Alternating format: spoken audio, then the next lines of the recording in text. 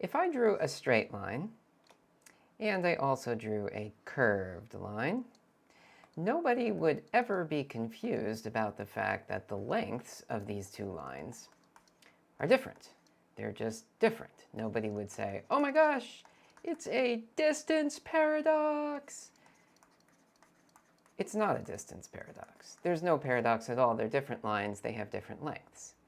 But if I just tell you that on the screen here, time goes up and distance goes to the right, now these paths represent the two twins. This one here is the stationary twin.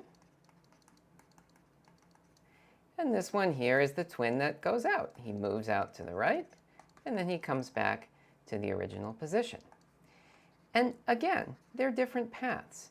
If t1 is the time elapsed on the stationary twin's clock, and t2 is the time elapsed on the moving twin's clock, nobody would ever be confused looking at the diagram. Of course t1 is not equal to t2 because the lines are different. The paths through space-time are different.